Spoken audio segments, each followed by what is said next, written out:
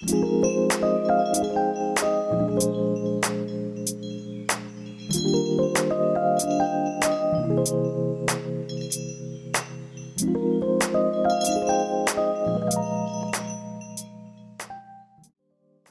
everyone, my name is Deborah. In this video, me and my friends are going to present you Sejarah Tingkatan 5 Bab 3.3 yang di-Pertuan Agong dan Raja dalam Perlembagaan Persekutuan.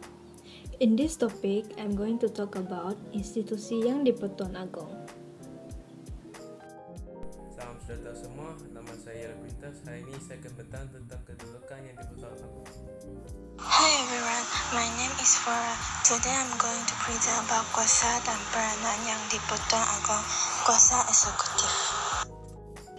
Nama saya Destiny dan saya akan membentangkan tentang kuasa dan peranan yang di-Pertuan Agong mengenai kuasa perundangan. Hi everyone, my name is Shane. Today I'm going to present you about kuasa dan peranan yang di-Pertuan Agong. Next, I'm going to show you my slide. My slide is all about institusi yang di-Pertuan Agong. Hope you enjoy it.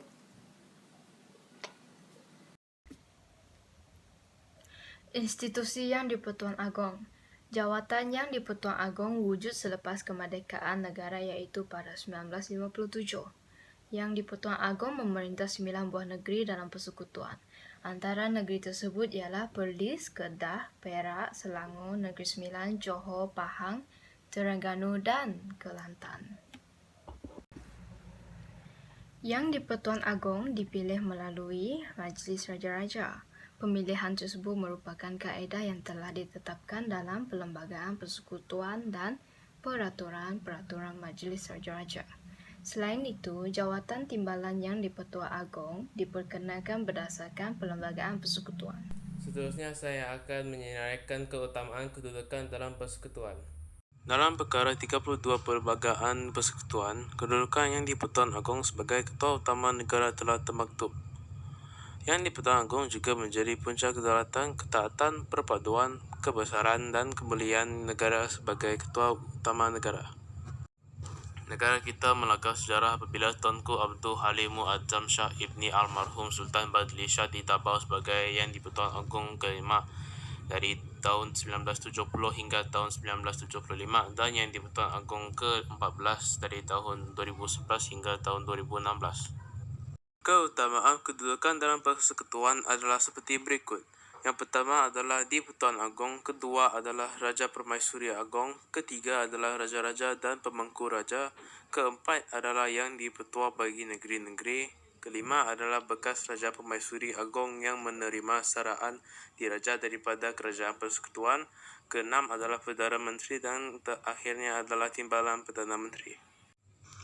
Kuasa eksekutif bermaksud pelaksanaan pengurusan kerajaan.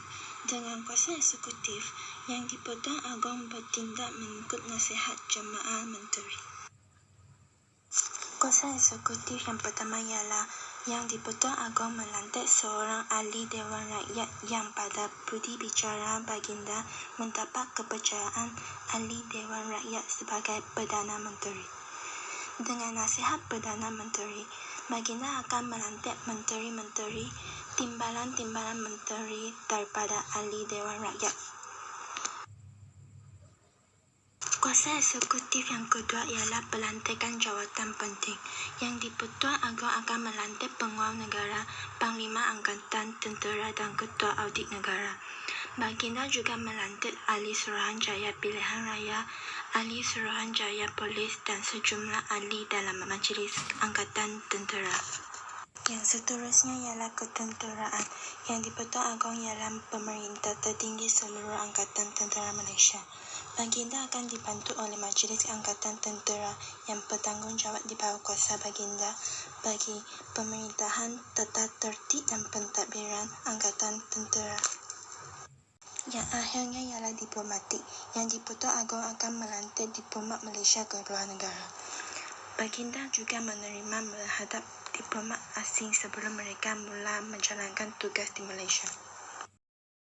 Topik saya ialah kuasa dan peranan yang di-Pertuan Agong tentang kuasa perundangan. Kuasa perundangan merangkumi persidangan parlimen, agama, hak dan keistimewaan, serta pengisytiharan darurat. Yang di-Pertuan Agong memperkenankan sesuatu rang undang-undang yang melalui proses pembentangan di Dewan Rakyat dan Dewan Negara. Yang di-Pertuan Agong juga mempunyai kuasa memanggil Parlimen bersidang. Baginda juga berkuasa memberhentikan dan membubarkan Parlimen. Yang di-Pertuan Agong merupakan Ketua Agama Islam di negeri Baginda sendiri, wilayah Persekutuan, Melaka, Pulau Pinang, Sarawak dan Sabah. Ketua Agama Islam di negeri-negeri lain ialah Sultan atau Raja yang memerintah di negeri masing-masing. Yang di-Pertuan Agong bertanggungjawab menjaga serta melindungi kedudukan istimewa orang Melayu dan Bumiputera di Sarawak dan Sabah. Baginda juga bertanggungjawab melindungi kepentingan sah kaum lain di Malaysia. Yang di-Pertuan Agong boleh membuat pengisytiharan darurat.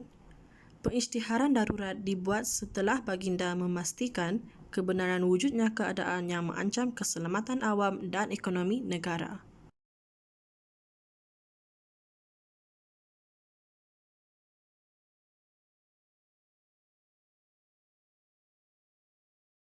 Lastly, I'm going to explain you about kuasa kehakiman dan kuasa pengampunan dalam peranan Yang di-Pertuan Agong. Dalam kuasa kehakiman, Yang di-Pertuan Agong melantik Hakim Mahkamah Atasan atas nasihat Perdana Menteri setelah dipertimbangkan oleh Suruhanjaya Pelantikan Kehakiman dan berunding dengan Majlis Raja-Raja. Hakim Mahkamah Atasan terdiri daripada Ketua Hakim Negara, Presiden Mahkamah Rayuan, Hakim Besar Mahkamah Tinggi Malaya, Hakim Besar Mahkamah Tinggi Sarawak dan Sabah, Hakim Mahkamah Persekutuan, Hakim Mahkamah Rayuan dan Hakim Mahkamah Tinggi. Dalam kuasa pengampunan pula, seseorang yang sudah dihukum boleh memohon keampunan daripada Yang di-Pertuan Agong. Baginda akan bertindak atas nasihat lembaga pengampunan. Baginda juga berkuasa mengampunkan, menangguhkan dan meringankan hukuman yang dijatuhkan oleh Mahkamah Tentera, Mahkamah Syariah di Melaka, Pulau Pinang, Sabah, Sarawak dan wilayah Persekutuan.